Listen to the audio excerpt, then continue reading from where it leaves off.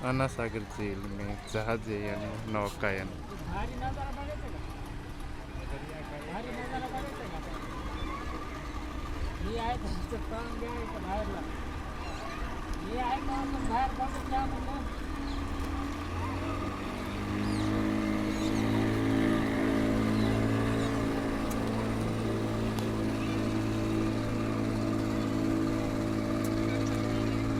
काम करायला का नाही? काय काय?